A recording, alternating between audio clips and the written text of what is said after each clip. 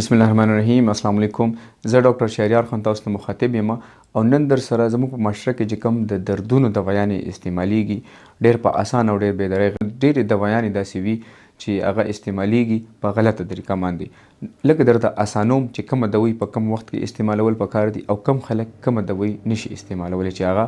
د درد د کنټرول کولو په ځای نقصان ورکوي. لکه ډیکلوفینیک سوډیم کوم چې وورین په نوم باندې دي یا ډیکلوران په نوم دي یا داسې ډیکلوفینیک پوټاشیم کوم چې د کیفلن په نوم دي، داسې پیراسیټامول، اسیټامینوفین دي، دا نیوبرال فوټ او میډیجیسک فوټ، ایبوپروفین کوم بروفین کې چې کومې دوايانې دي یا داسې لورناکزیکیم، میلاکزیکیم، پیراکزیکیم، بریکزین په دې نومونو راځي، سیلیکوکسیب دا کوم چې سلبیکس دي، داسې ټوراډول دا نوم به تاسو ټول اورېدلی کیټیوریلیک دي پکې. نو ډېرې دوايانې داسې وي چې هغه استعمالیږي په غلطه طریقه باندې. لکه درته اسانوم چې کومه دوی په کم وخت کې استعمالول پکار دي او کم خلک کومه دوی نشي استعمالولی چې هغه د درد د کنټرول کولو په ځای نقصان ورکوي.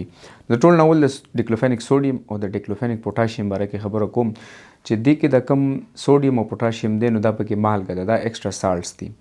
خو ډیکلوفینیک سوډیم کوم چې وورین یا ډیکلوران یا په دې نومونو راځي دا به هغه خلک استعمالي چې درد یې د ډېر وخت نه وي، لکه داسې بیماران چې د جوړونو یا د هډوکو په اوږده بیمارۍ کې لکه آسټیو ارترایټس چې ورته موږ کوم وایو، د عمر سره د هډوکو یا د جوړونو په منځ کې چې دا کم پښتو کې ورته خلک لاړه وایي یا کمې اوبه دي، ساینوویل فلویډ ورته انګلیش کې وي، دا کم شي او دا هډوکي بیا د یو بل سره لګي. دا هغه مریضان چې کله کینی پاسي د دوی دا جوړونه باقاعده ټک ټکم کوي، د کرپټس وایي په انګلیش کې، ټکار کوي. نو دغه بیماران به ډیکلوفینیک استعمالي، نو سوډیم به استعمالي کوم چې وورین وغیره په حسب ضرورت هر وخت نه، ځکه چې دا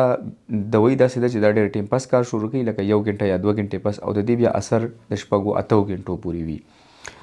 دغسې چې کوم ډیکلوفینیک پوټاشیم د اوس کو د یو انسان وقتي طور پر خوږ شوی وي، راغورځېدلی وي، اکسیډنټ یې کړی،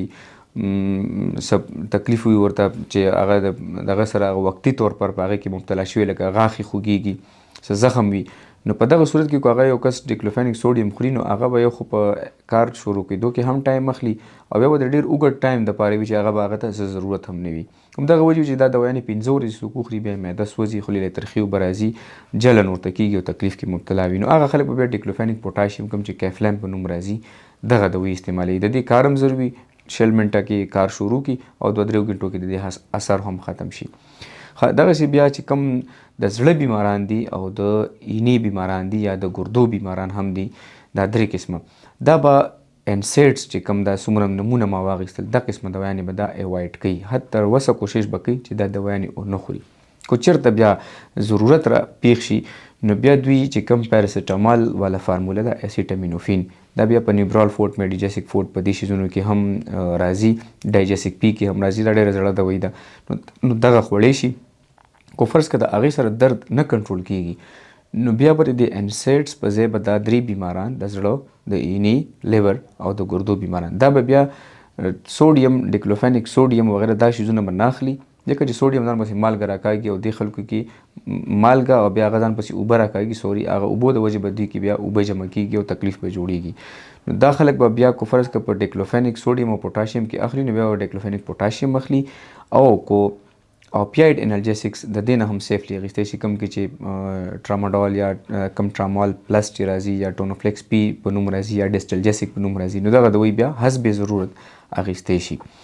نو کوشش به دا کوي چې انسیډ څومره هم دا د دردونو دوايانې دي دا ایوایډ کړلی شي، انلیس اینډ انټل چې ډېر شدید ضرورت یې کله نه وي. کو شدید ضرورت وي او دا 3 قسمه بیماران وي نو کوشش به کوي چې صرف اسیټامینوفین یعنې پیراسټامال واخلي، که هغې سره کنټرول نشي نو چې بیا دا کم ټرامال، دا کم اوپیاید اپیم والے چې کوم انالجیسکس دا واخلي، او که بیا خاص طور پر بیا هم د انسیډز د دردونو ضرورت نو بیا به د ډیکلوفینیک سوډیم او پوټاشیم په ځای ډیکلوفینیک پوټاشیم اخلي.